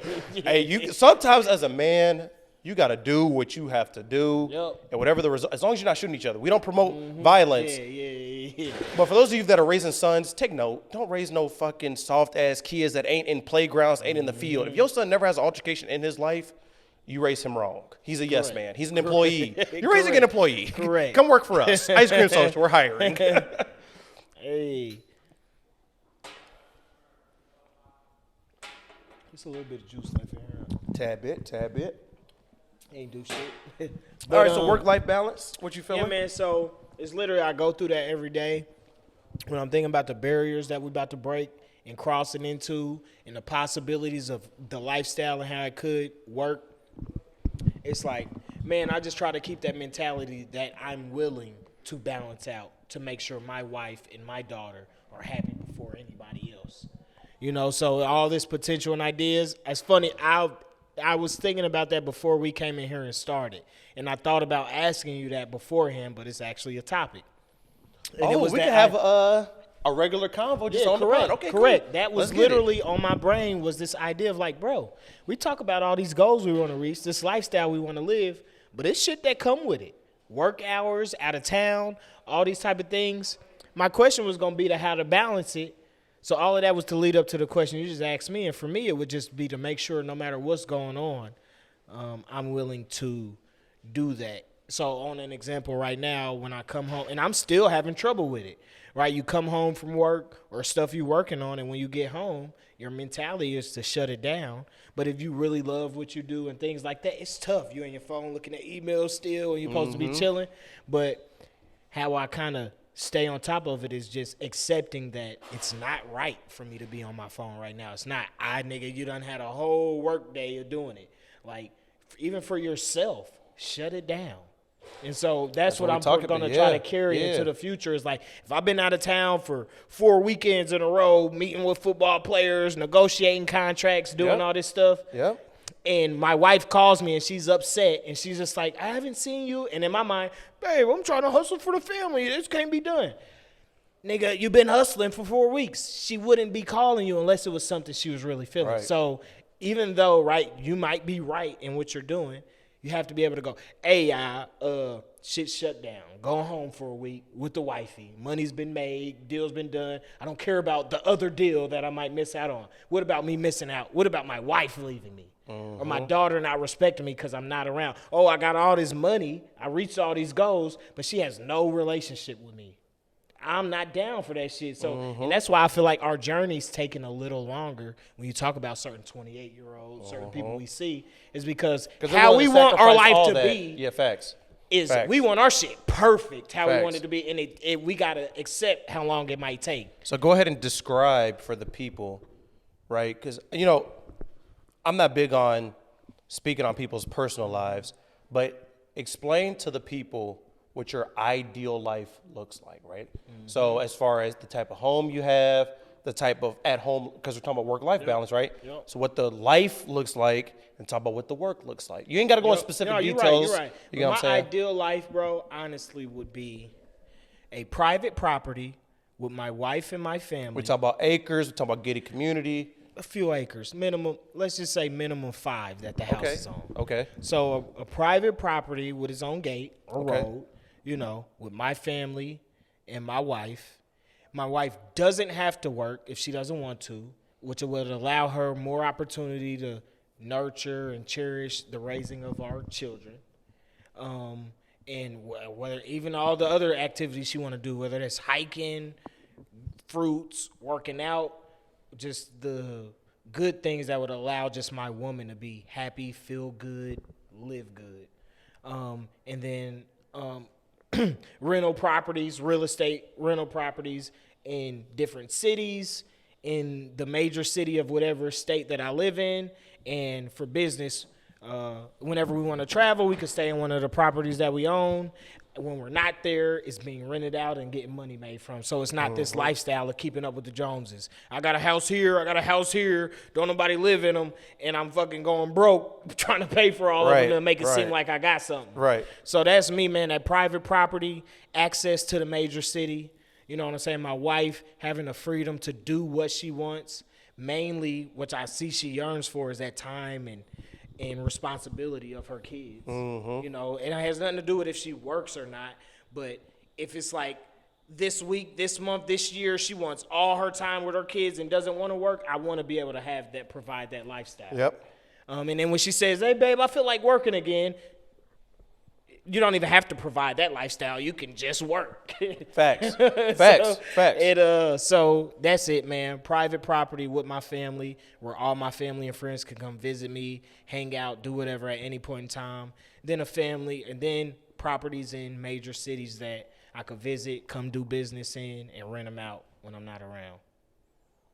So that way, it's a full circle of your private, custom lifestyle at home, and then as you conduct in business, or you want to be in the city or in the liveliness of metropolitan areas or culture, you can be in that culture without, trying to keep up with the Joneses or like downgrading your life. Yeah, I'll say, so I think that's dope, right? I think that was important for other people to hear as we talk about work-life balance, because I already knew that some of the stuff you said was relatively new to me, but I think it's important for people to understand that when you think of work-life balance, you think of being married, you have to think about these things in advance of taking those actions, right? You can't just wake up one day and say, yo, I want to be married. You have to think to yourself, okay, if I get married, what does this now mean for my life, right? If I have kids, what does this now mean for my life? If I want to stay single forever, what does this mean for my life? The biggest thing that it means is if you're the only child and you're a boy, your legacy dies with you. I'm just going to be honest, all right? Like, your last name ends with you, buddy. You're a fucking selfish prick, right? You're that selfish, you're willing to let your whole legacy end with you. I'm sorry, that's just the truth. But unless you do some fucking sperm donation, then you're still really not a parent. They're not going to have your last name, so it still ends with you, right? So, as far as work life, what does that look like? I've always known I was going to be married, just because I grew up in a household where my parents had a very healthy relationship. I only vividly remember 2 arguments that were had, and it did not result in sleeping on couches. It didn't result in getting hotels. It always resulted in them going to bed together and them waking up and everything was cool. So I always grew up in a very healthy household, and I always knew I wanted that for myself. So I never really looked at life as like, oh, I'm just about to just rock out and just do. Yeah. I had them years. I had about 24 of them years where a nigga was just rocking out and going crazy. Boom. I'm over it. I'm not trying to be that 40-year-old nigga in the club rocking out. That's just not how I envision my life, because behind every successful person is a wife that supports them. Even if you get divorced, you still came up with the wife. You talk about Jeff Bezos. Elon Musk is now married, right? He's had a couple wives, right? You talk about Bill Gates with Melinda Gates. You talk about Dr. Dre, who just recently got divorced. All these people that came up and are the 1%ers, the 0.1%ers, were all married. Even Kim K was married, right? The other Kardashian, the older sister, Kourtney, married. Behind every successful person is a partner. Denzel Washington, right? All these people, Will Smith. Steph Curry, LeBron James. Right? Michael Jordan was married, and so he retired and then got divorced. Because you need a solid foundation to come home to, and you don't have to stress yourself out about the home. Life is already stressful enough. And then for you, work is already stressful enough. You don't want to come home and then life is stressful. So I say all that to say is, I actually need to figure out how to balance out work and life, because what I have done a bad job of, I'll be honest, is my work has become my life. So what I mean by that is my business partners is my dad and my wife. So it's like whenever, right, we just went out of town. First thing we did was go look at property. Correct. So it's like everything is, for me, is, and then she said something to me that alerted me the other day. She said, all you talk to me about is real estate. She said, can we talk about something else? I said, man, damn. You're probably fucking right, because that's all I'm thinking about, right? Before you walked in. You're not doing it in any ill intent or anything. Exactly. It's just now you got to consider what information is being given to you. Exactly. Before you walked in, I'm having a conversation with my pops, and we're talking about real estate. Hey, when does this close? When does this do this, and when does this do that? think to myself, damn, I ain't even asked how my sister was. I ain't even asked how great. Like, it's just, I have to separate the two. And I've done a very bad job of doing that. And I'm very early in my career, so I'm going to get better at it. But I've recognized that early. Which shows that when we talked about intelligence earlier and limitations, you're not going to say, no, this is how I have to be to get there, and that's it. Right. That is what starts causing turmoil in a relationship. you No, gotta, it's like, damn, Yep. no window of expanding your thoughts or what you can do to Yep. make it work. Just no. Yeah, it all speaks to balance. And right now I have a balance, but it could be better. And I'm understanding that it could be better. We literally, my dad and my granny was on a 3-way call. He said, oh, let's go out to lunch, yada, yada. I said, okay, cool, when you want to go to lunch? Oh, let's go to lunch this day because that's after this house closed. I said, God, dog. Like, it just never ends. I'm like, we just can't go to lunch for the sake of going to lunch. You get what I'm saying? Like, it's just, we have to be better. And I'm appreciative that, you know, my immediate family is passionate about the things I'm passionate about, but we should be able to go get lunch for the sake of just wanting to be around each other. Yep. You get what I'm saying? So I'm over here admittedly saying that my work-life balance needs some work. And it's funny, everybody's working, and once these goals, or at least when you have an abstract mind like what we talked about, and you got big limits, right, or no limits, it's so funny that that same thing that's what's going to get you there is the same thing that you got to know how to cut off to maintain being there. Facts. It's so fun. It's your mind never ever, and that's what I had to accept when I was in college. I was having a rough time. For me, it was rough when I was in college. I think mid-college, bro. The idea of that, there's always something. Like, I'm saving money, I'll do this to where I don't have to worry about something, but it doesn't fucking end up happening anyway, and you have a decision to make. Either nothing's worth nothing and you just don't give a shit, or you're prepared until the day you die that I'm always going to be able to maneuver my situation or always put in that extra effort to change my situation around. And that's where it really comes in at. And I actually, once you accept it, now you go on a journey of falling in love with it. And so now it makes me totally uncomfortable to stay the same. Right now, I'll give a perfect example. Right now, so a few years ago, I applied for Nike. I made it through a couple rounds of interviews, but I didn't get it. And, you know, they broke it down to me why. Right now, I feel like I'm really qualified to get hired by Nike. But all the other things I'm working on and my goals that I really got set, there's a part of me that knows that I don't need to apply for there or get hired there because I'm going to be a full-time employee there. And although it will be a great job for my design career and all that, that's not, I want to partner with Nike. Right. You know, I don't. You don't want to be an employee. Correct. You don't want to report to them. Yeah, and it's just certain things that go on. So I done did tremendous things since my last interview with them. But I haven't applied because, right, and I've been encouraged by my wife. I've been encouraged by different people. But it's like, do I really want to live in Oregon and work for Nike, and then all the other things I'm working on are now sub to that? And it's like, I would. If I could work with Nike and Nike was sub to my other things I'm working on, give me the job, you know? And that's why, you know, when we have conversations, I always tell you, I said, man, you got to appreciate for people where they are in life, which is why, you know, since the Nike thing, I ain't brought it up. I ain't pushed it, right? Because I'm like, okay. I said, he's got a journey he's on, and the same thing with other people. Other people just need to realize you can't force your journey on them, right? So there's just... You know, a lot of people have to realize I'm on a journey. If I'm married and I have kids, they're on my journey or we're on this journey together. But everybody outside of who's underneath my roof that I go to sleep in at night is on a different journey. I have to love and appreciate the journey that they're on. The journey that they're on might turn them into fucking Bill Gates. Their journey that they're on might turn them exactly to who they are today. It doesn't matter. Right? As long as they are who they were intended to be, is straight.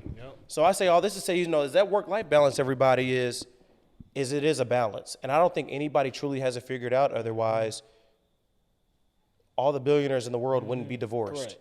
Right? It's very difficult to figure out. At some point, Correct. I think Mark Zuckerberg is like one of the only ones in he's recent still memory that I married. think Yep. of that's Yep. been married to his childhood Yep. sweetheart, where it's like, damn, he might have figured it out. So Mark, if you want to come on the pod, bring your wife. Yeah. We won't talk to you about how Come you on, figured Mark. it out. But everybody else, Bill Gates, I was think out it's- here for you, but Bill I Gates, just think it's that commitment, bro, to the balance, right? Yep. Days it will be unbalanced, but if you're Yep. committed to balancing it out, you're gonna Yep. the next day take steps to get it back Yep. there. Yep. And then but people think that, like when we talked about people getting married and all that, people think that there's this like end to anything. Yep. No, even if you retire, like one of the clients I work with, a retired executive. Yep. She's now starting her own business. And Yep. now she's about to go through a whole new journey to try to get it off the ground. Yep. No matter what connection she has. So it's just like that acceptance of, if you enjoy life and if you want to actually obtain things in life, the things that you dream of, you want to do, you will die balancing yourself, having an expansive mind, a non-limited mind, to get there. A lot of people have bad lives or miserable lives because this expectation of that, this goal of that, all of your issues will be gone one day, or that everything will have this perfect balance. It's not real. It's just the inspiration. What's perfect is you accepting the imbalance and that you're willing to, until you die, work on trying to balance it. I tell you one thing that has helped me is, as far as the work-life balance is concerned, is not making my wife a side character, right? So, when you play GTA, right, you play all these different video games, and it's my character. And then everybody else is just a side character, you just run along, right? This initially happened where we had a conversation. She said, man, I feel like I'm not involved at all. I was like, she's subtly saying I'm a side character and this is your show. We've since then have made provisions and have ramped her up, and she's a main character in her own lane, right? So now I'll say that is one thing that has helped. The balance is understanding your partner's gift and making them a main character in their gift, right? So now we have bi-weekly meetings. I mean, obviously bi-weekly, but, and everybody gives their own status report, right? She gives hers, Pops gives his, I give mine, and we all got equal say-so.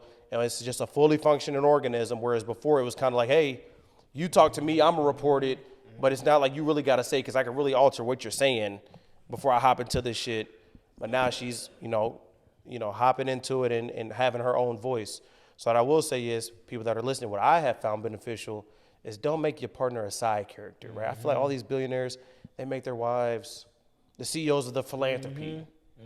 Bro, anybody could do that shit, bro. Give her actually something that and that's a process too, because I'm sure you'll give that lane and that opportunity, right, or try to generate that, and then that's a process on its own of when you coming back to meetings, where a person is and what they're bringing back, how they're actually attacking it, and if it's like you need to be attacking it, how I'm doing, maybe that person ain't starting where you started at. And it's actually your job to help them over time build up those habits. And it may frustrate you sometimes, but then that's that balance of like, no, that's just where I am. If I really want that person to get it, I got to meet them where they are. Yeah. Or they'll never get it. You got to be nurturing. I think you learn nurturing when you have a kid. I had a different level of impatience when I didn't have a kid. I've always been an impatient person. To this day, I'm impatient. But ever since I got a kid, I'm now more patient than I used to be. You could ask the wife. I used to be like now I'm kind of okay. I understand the leniency, right? Well, teaching your kid how to talk, how to walk, how to ride a bike, how to do simple things. You got to be patient because they're not gonna get it off the rip. It's funny how parents work though too. We were raised the same way. Every parent does this. How don't you understand that? Because you're 30 and I'm 12. That's why. Yep. That is why. Yep. It is like, how can't you just get it? Like, it's just that, no, you're 30 and I'm 12. You understand it that way because you're 30. Yep. And where's the love? Yeah, it's. Who are you to tell me I, as a 12-year-old, need to be thinking as a 30-year-old? Yeah, but advice to the young listeners, you got to be receptive Correct. to the advice. Yep. Sus, I know you're listening to this. We had a convo when you was in high school. You was trying to give me marriage advice. I said, you can't even keep a boyfriend. How are you giving me marriage advice? And you said, because I read books. And now you call me with relationship advice. You got to be receptive. So with that being said, man, go ahead and like, comment, subscribe. All platforms. Ice Cream Social Podcast, you already know what it is. We tapped into a lot of the sports, but we tapped into even more of the personal. We had to show you that we're actually real people now that he's getting recognized out in the public, signing autographs, signing grown women's titties and shit. So Feel me, man? The owner of Ice Cream Social getting shouted out by a New York podcast by podcast name. I don't know if I seen that before or not. So it's like, man. no diss to him, but we got more followers than him. So you know what I'm saying? He got more subscribers, which is where the money is. He got more subscribers though. But we got more followers though. So you dig what I'm saying? Keep doing y'all work. Keep doing y'all justice, man. Get us some more subscribers. Like, comment, subscribe. All platforms, Ice Cream Social. Talk to you next time. You dig? Peace out.